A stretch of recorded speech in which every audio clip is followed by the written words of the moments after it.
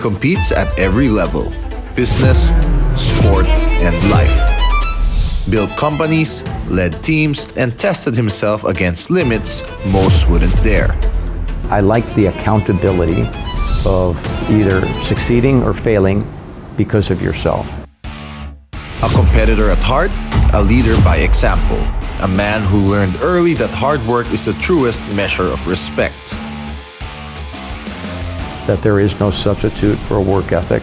If my father was in the office before 8 o'clock in the morning, I had to be there at 7:45. And if he left at 7 o'clock at night, I had to be there until 7:15.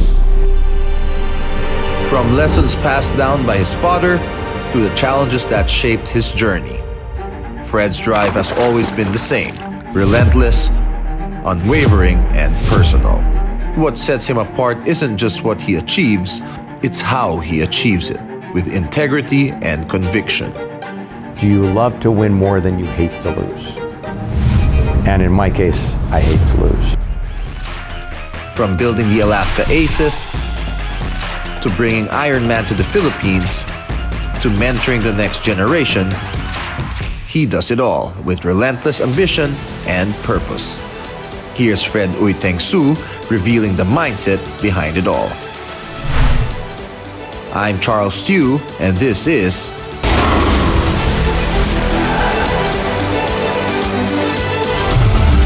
Beyond the Game. We are here today with entrepreneur and sportsman, Mr. Fred Uytengsu. Boss Fred, good to see you. Thank you for making time to join us today. Thanks for having me, Charles. All right, just want to check up on you. I haven't seen you in ages. What have you been up to nowadays? What's been keeping you busy? Well, I'm semi-retired now. A lot of things, mostly family, spending a lot more time in the U.S. with my children and my grandchildren. We still have some business here. We have our family foundation, so we've been active in doing things there. But we have our family office back in the States, and so enough to keep me busy, but enough to enjoy my freedom of semi-retirement. Do you still get to do your sports? Because I know, man, you train like crazy and you're a very active person. Not like Ironman, but still very active. I still swim, I'm in the gym. I've picked up doing yoga, started committing to golf, picked up paddle while I'm here. And so trying to stay fit and live well into my 90s and my 100s. Fred's drive didn't start yesterday. Raised in a family that valued education and entrepreneurship, he was encouraged to pursue excellence early on. As a young person joining your family business, was that something that kind of was planned for you right away to be part of your family business? Absolutely. You know, my father, we had family business, and it was his dream to come back after college and join him, and I did. Came back after we got married at the age of 23, after we'd been in the States. My wife came back with me. And so, you know, I joined General Milling and Alaska Milk with him. And we worked together for 25 years, so it was a very special opportunity for an adult male to work with his father for that period of time. What were some of the challenges that you had to go through, working with your dad or being a fresh grad with not much experience going to the family business? Well, I had a couple years. Right out of USC, I went into banking, so I wanted to be able to bring something back, and I ended up coming back sooner than expected because my father's health wasn't good. He says, I'd like you to come back now because if something does happen to me, you need to at least be familiar with what's going on with the business. When you work in a family business, it's hard to know where the boundaries are, especially in our family business, because my father was a workaholic and a 65-hour work week was a short week for him. And so at the dinner table or at the breakfast table and on weekends, there were really no boundaries. As we were beginning to start our family, that I needed to create a little bit of separation of what was work, and I'm happy to work as many hours as I needed to, and I respected that, but I think my father also realized that, yes, if we're gonna have a family, I need to be around for my children. Was it hard though to kind of climb your way up? How do you gain that respect and climb the ladder? You know, I think first of all you put in the time. There's really no substitute. If my father was in the office before 8 o'clock in the morning, I had to be there at 7:45, and if he left at 7 o'clock at night, I had to be there until 7:15. That's part of it. And we had a very, I would say, generous group of people in our company that maybe gave me the benefit of the doubt in the beginning. And I knew I had to prove. I knew I had to prove that I deserved to be there, that I would work hard, that I would work with them. And over time, we built an amazing leadership team, because many of the people that joined under my father's time stayed on when I took over the business. And the average length of service with people on our team is 15, 18, 20 years. So people came, joined us, and stayed with us. Very, very impressive. But what value do you see in, I guess, working for the family business? Because a lot of people, especially the younger generation, it seems like they're kind of like, I don't really want to work for the family. I want to make a name for myself. Well, I think generationally, if you look at today's youth, they might have a different approach. But I knew it was my duty, my obligation. And so when I first came back, remember, we had no internet, we had no cell phones, and so I left when I was 14 to go to boarding school, went to university. I'd been away for almost 10 years. I come back to the Philippines and I don't know anyone. So it was a little lonely in the beginning to come back, but knowing that that was my duty, I learned to love it and have absolutely no regrets having worked with the family business. Enjoyed every minute and got to do, special things, from, having a PBA team as a young male to doing that. But also, working at Alaska and having the mission of being the leading providers of affordable nutrition.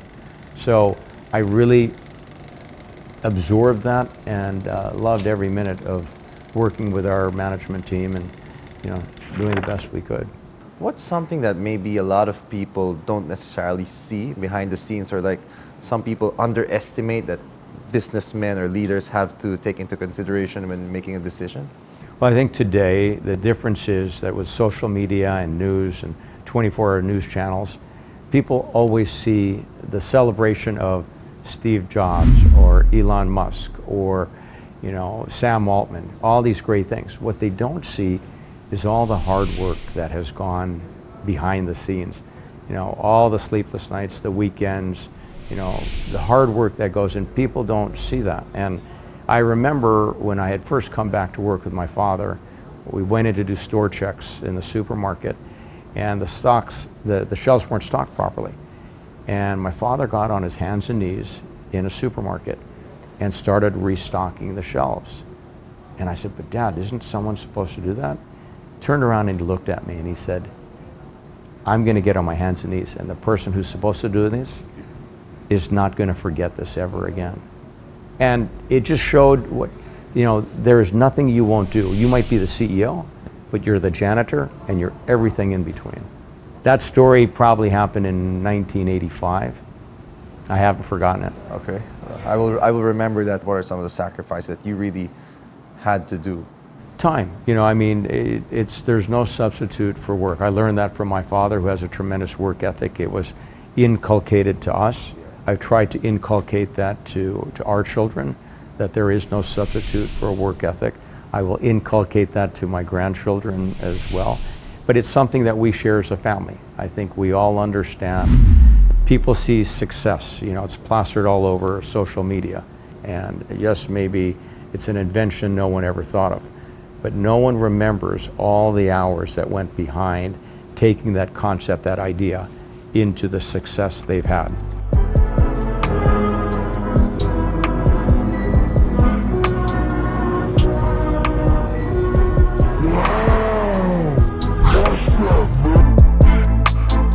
Time is the common denominator. In business, it's the long hours, the repetition, the work no one sees. In sport, it's the same. Discipline, just measured in laps, miles, and early mornings. Different arenas, same commitment. How did you get into swimming? Were you always into swimming at such a young age?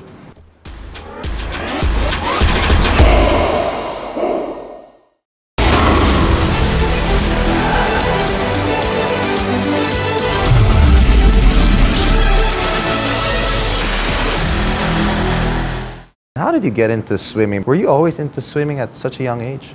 So starting out when I was young, I played baseball. That was the team sport, and played with all my friends. Some of them were swimmers as well, and I didn't really know how to swim. It was just shocking. I was 7, 8 years old, and I could swim, but I wasn't a competitive swimmer. But what I didn't like about baseball is when we would lose, did we lose because someone struck out, they dropped the ball, you know, something happened. Yeah. That didn't sit well with me. So then I started swimming, and if I didn't swim well, there was no one else to blame but myself. You look in the mirror, and I like that. I like the accountability of either succeeding or failing because of yourself. And that kind of drove me into, you know, swimming at a more competitive level, and then swimming for the Philippines as an age grouper when I was 12 years old. And I just committed. At that point, I decided to commit all in to swimming.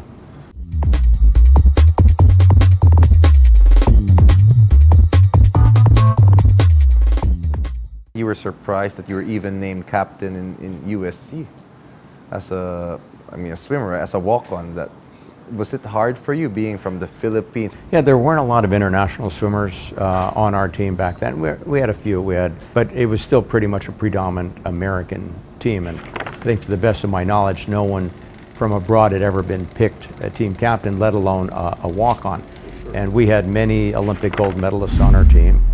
And to me, it was a leadership opportunity. I got to work with swimmers who were far better than me, who would go on to swim in the Olympics, who would go on to win gold medals. But it was a chance of where I could learn from working with high performance people and getting them to work together as a team. Even though swimming is an individual sport, you're competing as a university, and therefore it becomes a team.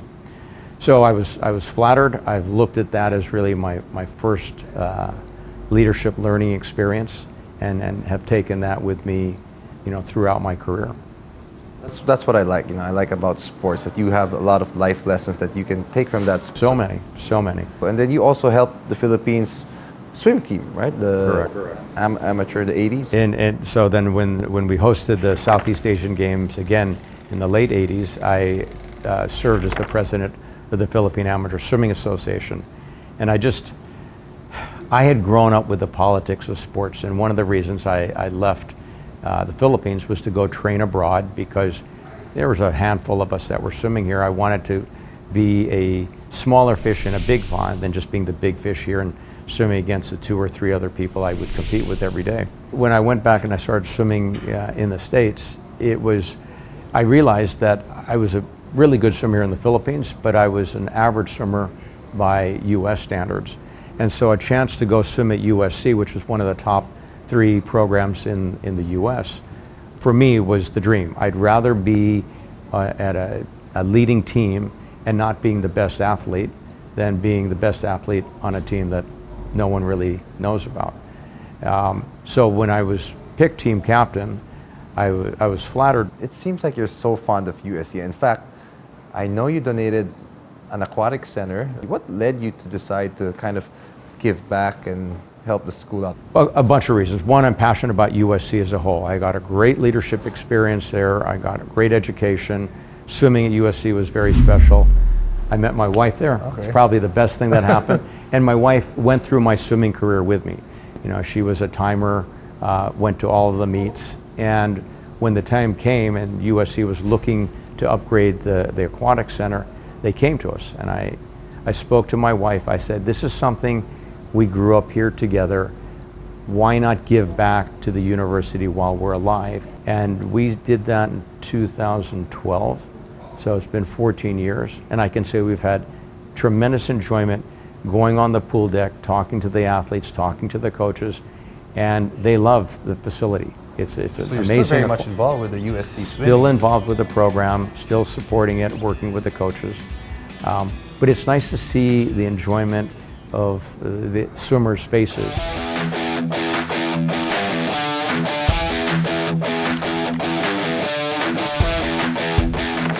From swimming, I want to jump to tri. What made you decide to go into triathlon? I remember watching triathlon on TV, and they were showing Ironman World Championships. And there was a lady she was the first lady to finish, and she stumbles before she gets to the finish line, and she can't run anymore. And she crawls over, and she just rolls across the finish line. And I said, that's just an amazing accomplishment of human endeavor, that you will push yourself so hard that you will collapse in pursuit of, your objective. And so I said, I want to try this. Not the Ironman distance in the beginning, just an Olympic distance race. And so started doing shorter distances, and then went to the half Ironman distance, and then decided, I'd love to do a full distance race. And we did one here in the Philippines. It was not a sanctioned Ironman race, it was just the regular distance.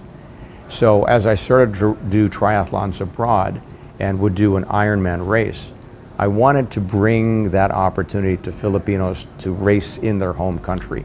So it took a couple years to get the Ironman franchise, brought it here, did our first race in Cam Sur, and we had maybe 150, 200 Filipino triathletes.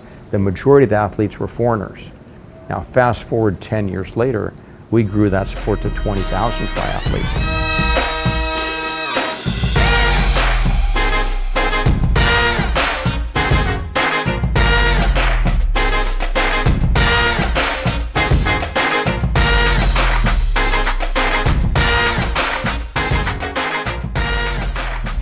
Get people to join, or how do you get people to want to try that and experience that? It's funny because when I talked about bringing Ironman to the Philippines, people said, "You talking about the movie? You talking about Tony Stark?" And it was really, people had no idea what we were talking about, and it was word of mouth. We started doing the races, and we did a good job of publicity. We were able to get onto the front page of newspapers, and then we started to attract the artistas, the captains of industry. And all of a sudden, by word of mouth, it started to spread, not just in Manila, but down south to Visayas and Mindanao. What kind of impact do you think that Ironman Philippines had for the country, the sport itself, and what you guys did? Well, one, I think we took a lot of people who didn't think they could accomplish an Ironman, whether it was an Olympic distance race, a 70.3, which is a half Ironman, or the full distance race. So we created a whole cohort of individuals who decided to take on the challenge of triathlon and of Ironman. The other thing it did is, I think we really developed sports tourism, because we were doing races in Cebu, in Cam Sur, in Bohol, in Davao, Subic, and we were happy to try and create this notion of sports tourism, bringing people throughout the country and bringing foreigners to the Philippines to race. And we put the Philippines on the triathlon global map. And now, we are winning triathlon medals in international competitions, which is pretty cool, right? Well, at the SEA Games, so what we did is we also created the Alaska Iron Kids. So we would take young kids and put them in races because they're coming with their parents to the races.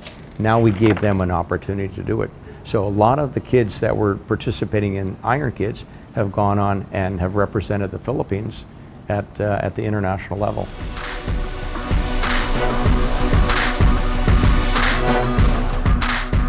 How do you mentally get your body to, be able to compete at that high physical level? How hard is it to train for this? Well, I think there's two aspects. One, the physical training. So you're getting up early. We're up at 5 o'clock every morning before work, training. Sometimes I try and get a second workout at lunch. Weekends, we're 5, 6, 7 hours of training. So you've got the physical side, but it's the mental capacity that'll let you down. And I know when I was training for the Ironman World Championships, my coach said, I want you to get on a trainer. I want you to sit in a room, and I want you to ride for 6 hours.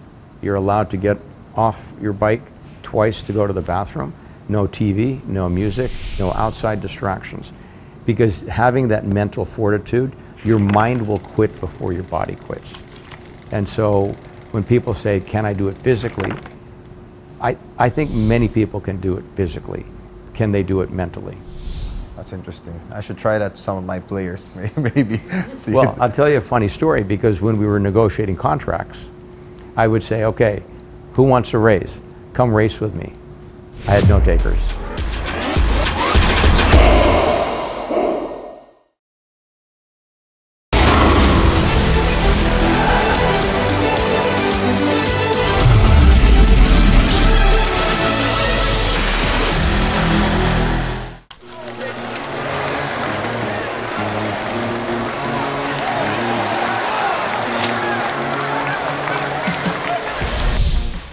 Alaska. Let's go to that basketball team. What was that whole experience for you? Well, I mean, it's stories when we started. My father had come up with the idea of buying a franchise in the PBA.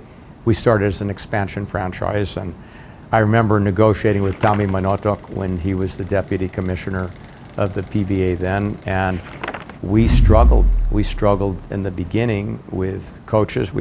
I felt that they didn't hurt as bad as I did when we lost a game. And so we went on a quest to find a coach who shared the agony as much when we lost. So obviously winning games was very special, but I always ask people the question, do you love to win more than you hate to lose? And in my case, I hate to lose. And so I tried to inculcate that in the culture of our team. You know, whether we drafted players, you know, straight out of school, whether we traded for players, I wanted the character. Look for character first over ability, because, you know, talent will show up, but talent without the right character, in my opinion, you know, they're the ones who will let you down. I loved building a high performance team. I loved working with the players. Spent a lot of time. I'd go to practices. So you were very active as an owner. Very active. I went to practices, went to every game. If I was here, I was at a game. If I was traveling for other work, my wife was at the game, so it was a family affair. We would have team dinners with spouses, girlfriends. We would have them there. When we won championships, we were the first team to take the team on an international trip. There's always this, what they call the Alaska way. So how do you get a team to have that same mindset as you, to have that kind of Alaska culture that you built? Well, one, you're also finding the right person. Consistency, it's continuity, you know, repetition. The whole time we're in their face, we're telling them this is what it's about. When we'd go into a championship series, I would talk to the players and I'd say, when you win this championship, you know, yes, you're going to get a financial bonus, but you're going to get a championship ring, right? And when you're a lolo and your apo is sitting on your seat and you talking about being a PBA championship, that's very special. So I try and work from the heart and try and build that emotion of what is it to be a champion.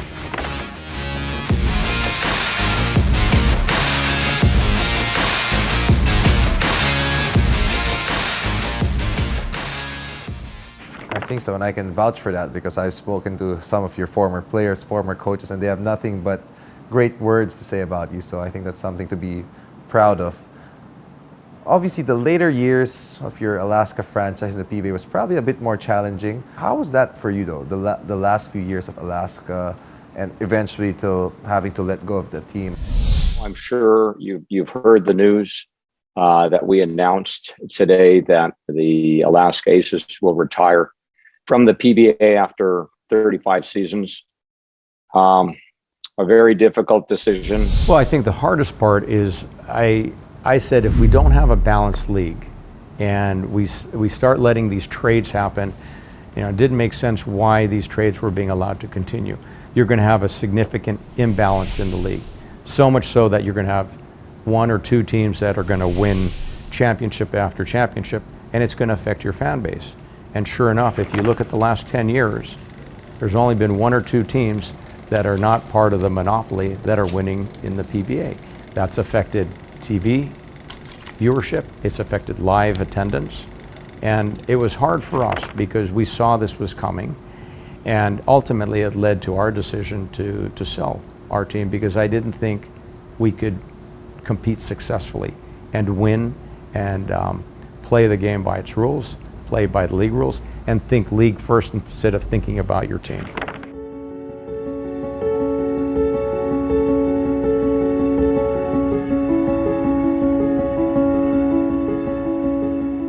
Despite all that, I'd like to ask, what are you most proud of in this whole 3 decades of being, 3 or 4 decades of being with Alaska, or for the basketball team purely here? I would say it's the culture. When you talk about the Alaska way, and I've heard players and fans and even casual observers, you know, they've heard that. And what does that mean? It's treating your players like a family, playing with integrity, you know, doing things the right way. I think we did some good with the league. We were successful doing it that way. and we only won with integrity. I talked about you giving back to USC, but another school you gave back to was the Cignal University. What leads you to do this? Well, I think from our family, philanthropy has always been important. Philimon comes because of my grandfather on my father's side. My grandparents were in Dumaguete, especially during the war. My father and his family all went to Philimon, and it was in his will to support Philimon, and we've done that, in a variety of ways over the last 60 years.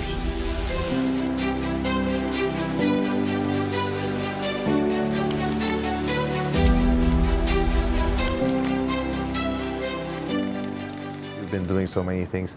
How hard is it for you to have that many hats to carry around? I think when you're busy, it forces you to focus. When you have free time, and I can say this today from experience because I realize when I'm less busy, you're a little bit less focused. But in the heat of the moment, when you've got all these things, you just compartmentalize. You go in, whether it's philanthropy, whether it's work, whether it's family, whether it's sports, and you've got all these hours in a day. You just make sure that each hour is accounted for. And at this stage of your life, what matters most to you, or what keeps you going still? What keeps you motivated nowadays?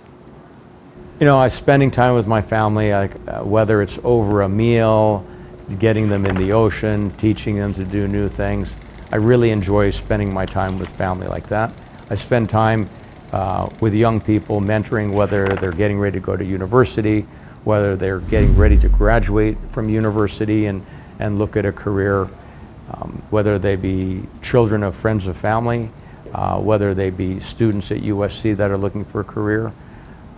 I am talking to a couple friends of mine that are considering retirement. They want to know what happens when you pull the ripcord and you go into semi-retirement. Being an advisor, taking some of the experiences I've had, hopefully a little wisdom, sharing that with people. I've always said if I had known that at that point in time, would I have done things differently? So if I can share that with them and that makes their life a little easier, or it gives them a learning that they haven't considered, so be it. So with that, when you look back at your past life, would you have done things any differently? I don't know. I feel really blessed to live the life I've lived so far. I still feel there's a lot more that can be done, but I don't think I would have changed anything. The one thing I would have done probably is my father did not want me to continue swimming after college, and I missed the chance to swim for the Philippines at the '84 Olympics. So that's one regret. And having learned from that, I think people sometimes need a little time. If my children said, I want to take a year off to do something, I would have gladly given them the time to do so. I don't think anything is so urgent that you have to do it today. Wow, that's great. I really like that. I know you said you're gonna get until you're 90 plus and you have a lot more things to do, but yeah, what's something you want to be remembered for, I guess, in this world, in this life? I don't know, Charles, I haven't really thought about it. I've lived a life just trying to do the right things. I feel we've contributed, whether it's in business, in society, in philanthropy, in sport, and I'll let people make their own conclusions. That's great. Well, I really enjoyed talking to you, so thank you so much for your time today. Thanks, Charles, and good luck to you. Fred Uytengsu has built a life of ambition, but what matters most isn't in the headlines. It's in the hard choices, the quiet impact, and the work he puts in every single day. It's in the people he's lifted, the culture he's nurtured, and the purpose driving every pursuit. A life measured not just in wins, but in the meaning and effort behind them. Wala pa rin tatalo sa Alaska. Fred keeps moving forward, fully present, guided by the lessons of life, and shaped by those who came before him. This is Charles Tiu. Join us again next week as we learn the winning strategies and champion mindset of winners, movers, and shakers. This is Beyond the Game.